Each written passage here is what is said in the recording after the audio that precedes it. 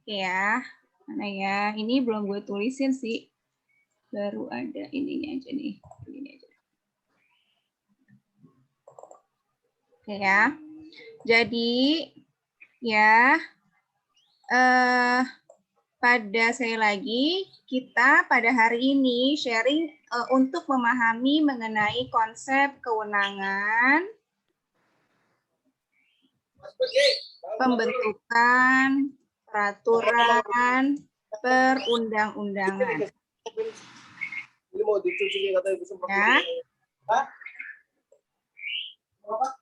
Tadi kan sudah saya katakan tuh, ada berapa kewenangan pembentukan peraturan perundang-undangan? Ada berapa? Siapa yang mau jawab? Mario, Nibal, Izzy, Harvey? Ada dua, Mbak. Ya. Good. Satrio, Harvey. Ada 2 ya? Ya, Mbak. Ada 2. Apa aja, Harvey?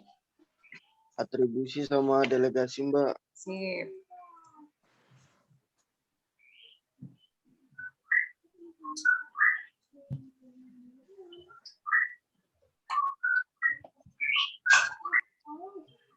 Ya, ada atribusi dan delegasi Harvey ya. Ya, Mbak, betul, Mbak. Nah, lanjut lagi. Tadi kan saya sudah mulai mengelaborasinya dengan teori Hans-Nawiaski ya. Kalau dari teorinya Hans-Nawiaski, Satrio, dari teorinya Hans-Nawiaski, dia ini atribusi dan delegasi ini menjadi kewenangan dari pembentukan kelompok berapa?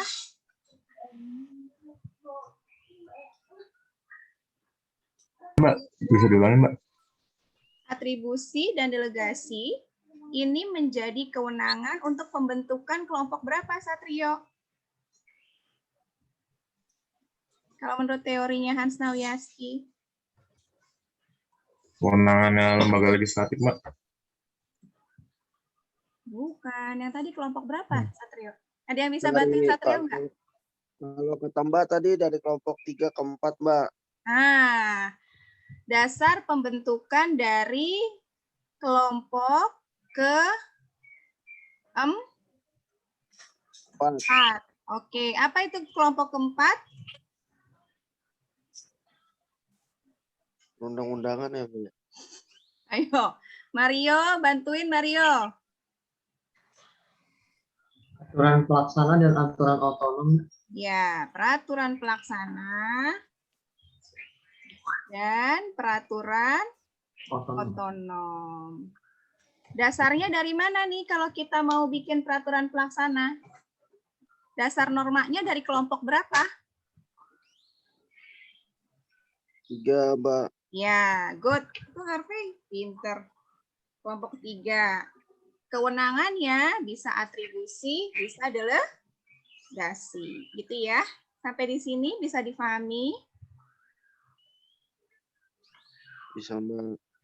Bisa, Sampai Mbak. doang yang bisa. Rando bisa nggak? Bisa, Mbak. Rando, Dimas? Bisa, Mbak. Bisa. Kalau ada yang kurang paham, boleh silahkan ditanya ya. Oke. Kalau sudah, sekarang kita lanjut nih. Apa sih itu atribusi? Apa sih itu delegasi?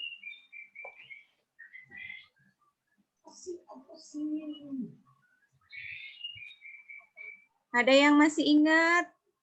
Fahri, Harvey, Alan, masih ingat apa itu atribusi? Apa itu delegasi? Atribusi dulu deh. Apa itu atribusi?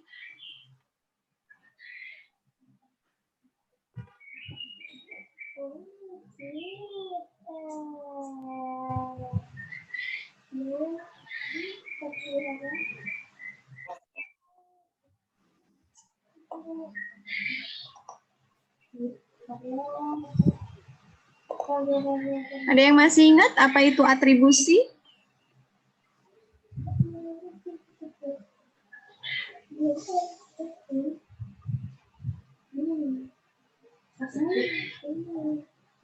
Atribusi. Pemberian wewenang, Mbak, dari Apa, Sat? pembuat undang-undang. Pemberian wewenang dari pembuat undang-undang. Lanjut, Satrio. Pemberian kewenangan untuk pembentukan peraturan perundang-undangan dari mana? Dari lembaga legislatif ke lembaga eksekutif, Mbak. Oke. Kalau lembaga legislatifnya kepada lembaga eksekutifnya kita ganti jadi Pemerintah. bukan dari gini. Jadi Satrio, atribusi itu betul ya. Jadi teman-teman tadi sudah mendengarkan apa yang dinyatakan oleh Satrio bahwa kewenangan atribusi itu adalah kewenangan yang diberikan. Gitu ya. Tadi Satrio gitu kan ya. Pemberian kewenangan ya. Dari mana? Dari tadi Satrio bilang lembaga legislatif. Oke, kalau misalnya lembaga legislatif boleh.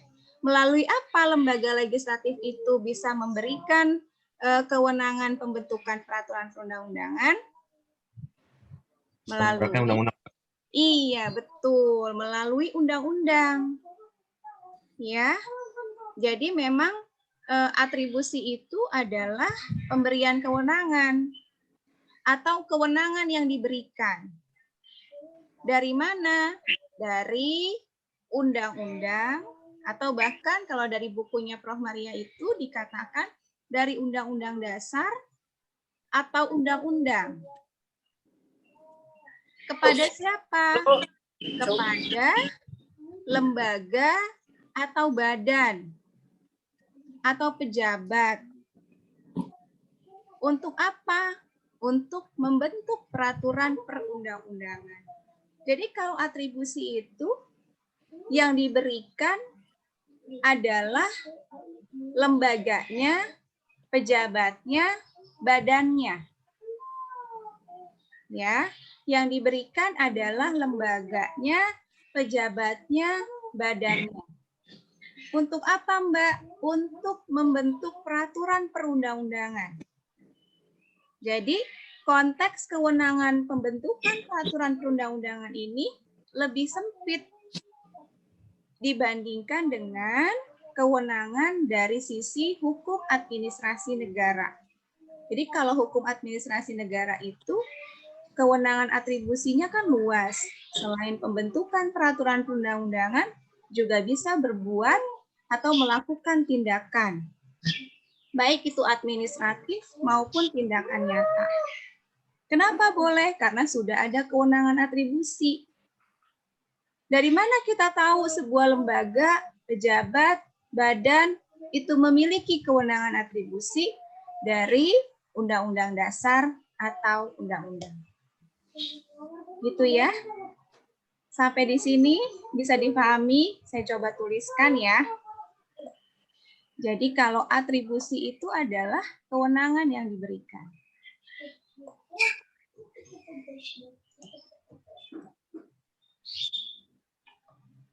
Dari mana tadi? Dari? Undang-undang. Ya, betul Mario. Dari Undang-Undang Dasar atau dari undang-undang. Kepada siapa tadi? Badan atau pejabat. Iya. Pada lembaga, kepada badan, atau pejabat. Ya. Untuk apa?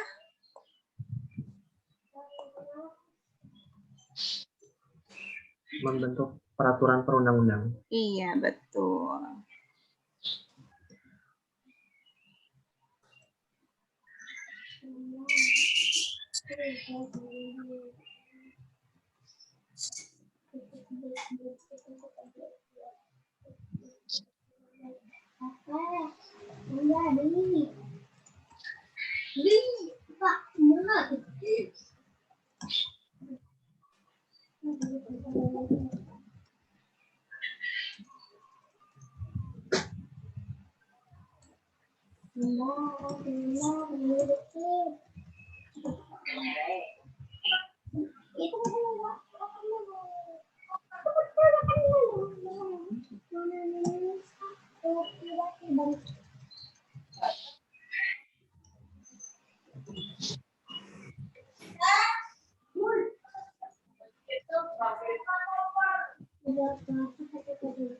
Ini ya. Jadi kewenangan atribusi ini adalah poinnya. Pertama adalah kewenangan tersebut diberikan dari Undang-Undang Dasar atau Undang-Undang. Yang kedua diberikannya kepada lembaga, badan atau pejabat. Yang ketiga, karena sudah diberikan kewenangan atau lembaga, badan atau pejabat yang mendapatkan kewenangan atribusi, itu dapat membentuk peraturan perundang-undangan. Jadi kalau tadi misalnya Satrio menyebutkan ada lembaga legislatif, ada lembaga eksekutif. Nah, lembaga legislatif bisa membentuk undang-undang dari mana? Pasti dari kewenangan atribusi. Dari mana lembaga legislatif mendapatkan kewenangan atribusi tersebut? Dari Undang-Undang Dasar. Iya, dari pasal 20 Undang-Undang Dasar.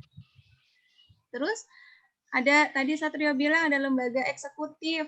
Lembaga eksekutif, misalnya presiden bisa membentuk peraturan perundang-undangan. Bisa. Kenapa? Karena pasti sudah mendapatkan kewenangan atribusi. Dari mana? Bisa dari Undang-Undang Dasar. Gitu. Itu ada di pasal 5. Bisa juga dari pasal 4.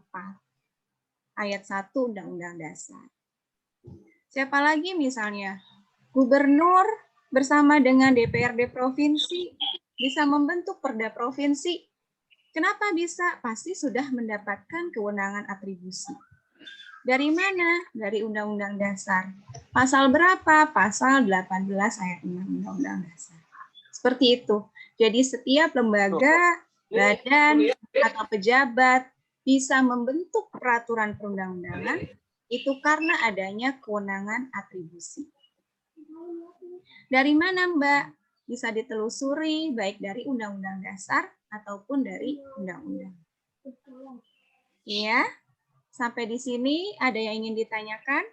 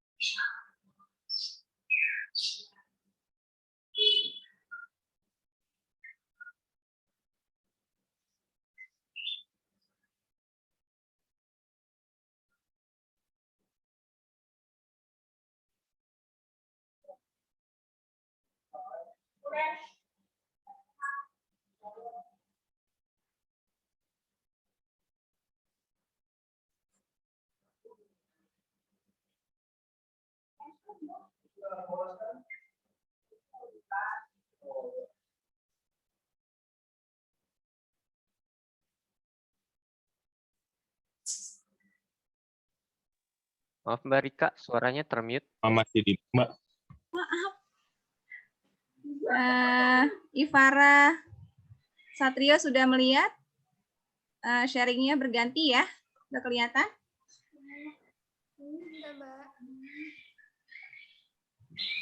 Isamu, kamu sudah melihat share screen yang berbeda dari yang tadi? Sudah Mbak. Ya, oke. Terima kasih. Ya. Jadi di sini sebelum saya masuk ke kewenangan delegasi, lihat ini ya.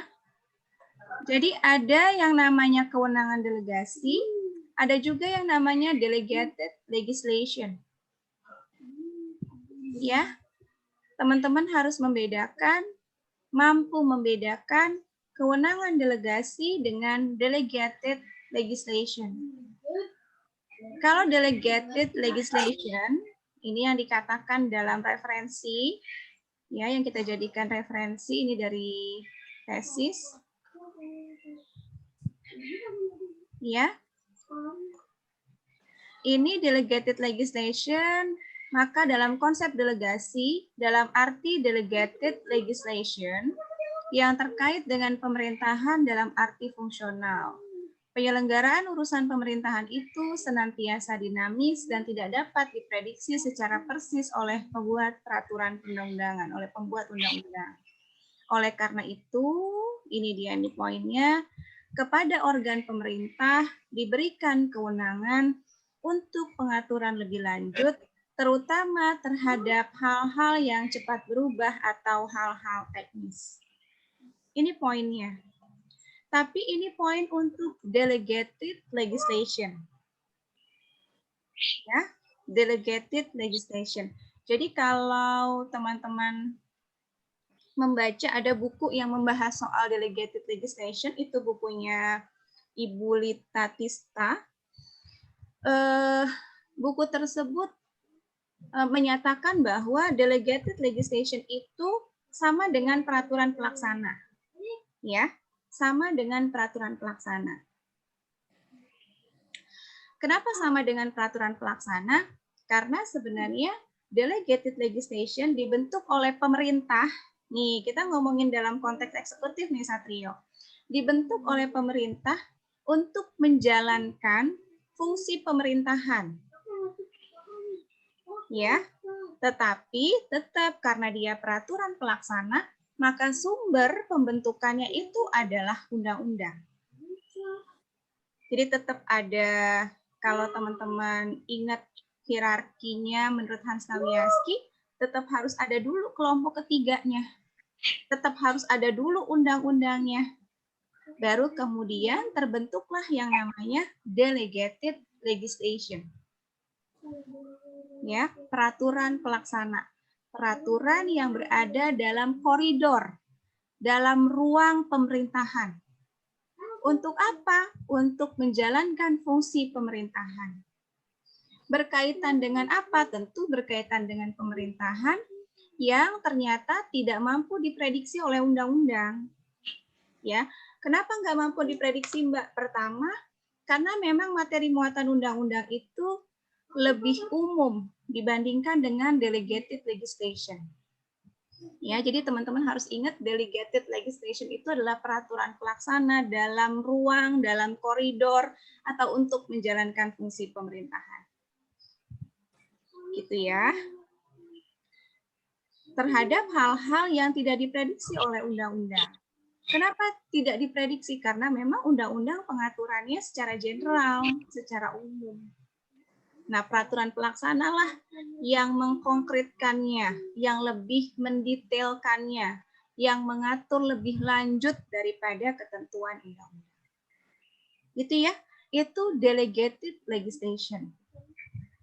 Lalu bagaimana dengan kewenangan delegasi, Mbak? Kewenangan delegasi berbeda dengan delegated legislation. Kewenangan delegasi itu adalah kewenangan dalam pembentukan peraturan perundang-undangan, sama seperti atribusi. Hanya kalau kewenangan delegasi itu adalah kewenangan yang dilimpahkan. Jadi kalau tadi Satrio sudah betul mengungkapkan bahwa atribusi itu adalah kewenangan yang diberikan, sedangkan delegasi itu adalah kewenangan yang dilimpahkan. Oke. Atau kalian membacanya dalam buku-buku disebut dengan pelimpahan kewenangan. Yang satu pemberian kewenangan, yang satu pelimpahan kewenangan. Ya. Dari mana dilimpahkan ya, Mbak? Dari peraturan perundang-undangan yang lebih tinggi. Paham ya? Dari peraturan perundang-undangan yang lebih tinggi. Oke. Lalu key point-nya apa, Mbak? Supaya saya bisa tahu bahwa ini adalah kewenangan delegasi. Key point-nya adalah ini saya.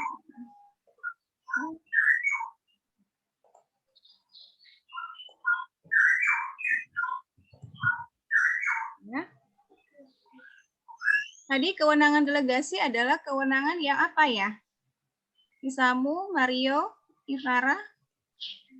Pelimpahan kewenangan dalam pembentukan peraturan perundang-undangan, Mbak. Iya, kewenangan yang dilimpahkan, pelimpahan kewenangan. Tuh. Dari mana Isamu? Berdasarkan peraturan perundang-undangan yang lebih tinggi. Iya, betul. Dari peraturan perundang-undangan yang lebih tinggi. Ya. Ini key point-nya. Kata kuncinya. Bukan kepo ya, key point. Key point-nya apa, Mbak? Key point-nya adalah ketika teman-teman membaca seperti ini.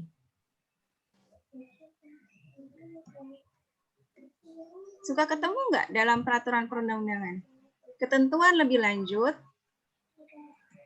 mengenai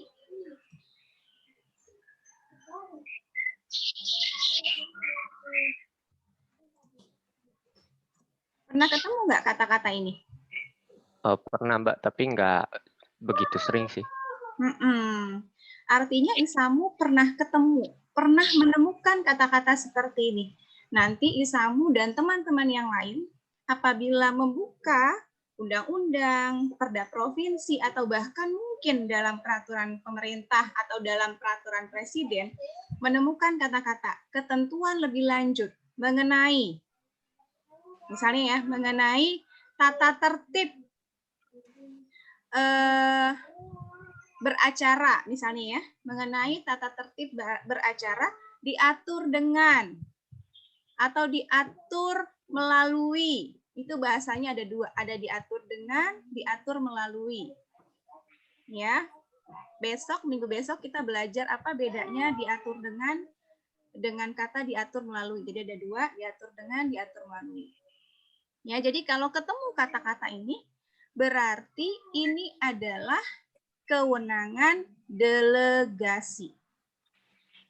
Mau tidak mau, suka tidak suka, ya, pejabat, lembaga, atau badan yang punya kewenangan atribusi untuk membentuk, misalnya ya, misalnya nih, berarti kan pejabat yang diberikan itu adalah presiden kan? Berarti presiden mau tidak mau, suka tidak suka, dia harus membentuk peraturan presiden mengenai hal ini. Ya. Gitu ya. Nah, terkadang atau bahkan sering ditanyakan dalam diskursus akademik atau sering kita temukan ya secara empiris gitu, teman-teman mungkin membuka hukum online atau informasi mengenai peraturan perundang-undangan di dalam media sosial tuh kok udah lama belum dibikin ya peraturan pemerintah misalnya mengenai rumah susun misalnya ya. Undang-undangnya udah lama, dalam undang-undangnya diberikan perintah untuk membentuk peraturan pemerintah. Tapi kok sampai sekarang peraturan pemerintahnya belum jadi ya? Nah, itu terjadi di dalam sistem peraturan perundang-undangan kita. Kalau teman-teman misalnya mengkritisi hal tersebut, maka jawabannya bisa secara politis. Lebih ke arah politis, misalnya memang political will-nya belum tepat untuk meluncurkan peraturan pemerintah tentang hal demikian. Atau juga bisa dalam pendekatan ekonomi yang dibalut dengan pendekatan politis. Sebenarnya menunggu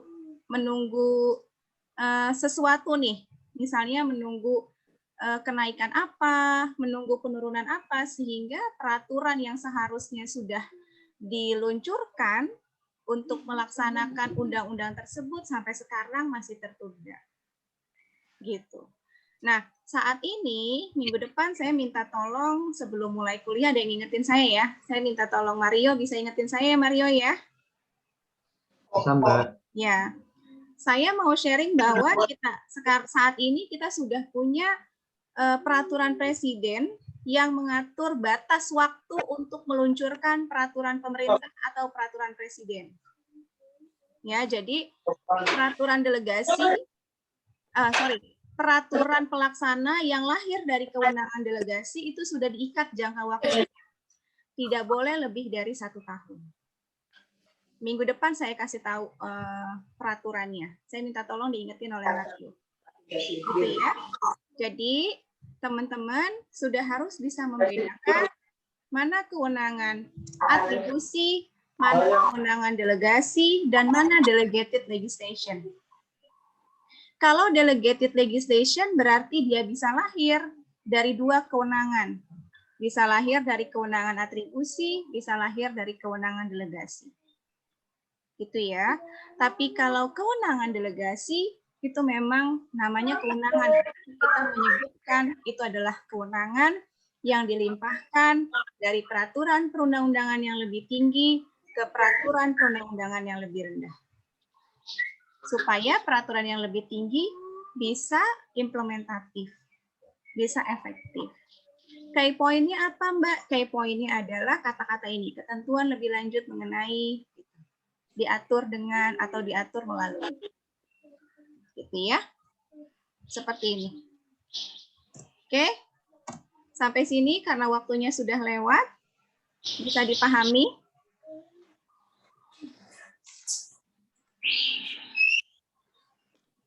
Ada pertanyaan? Jelas ya, Giri? Giri, itu burung lo bagus bener suaranya. Ya? Ada pertanyaan? Kalau tidak ada, Tidak ada, Mbak. tidak ada ya. Borka. Mbak, saya izin live ya, Mbak. Ya, ada kuliah lagi Harvey sebelum live, teman-teman yang lain sebelum live, tolong di screenshot masing-masing buat backup data kalian. Kalau misalnya seperti tadi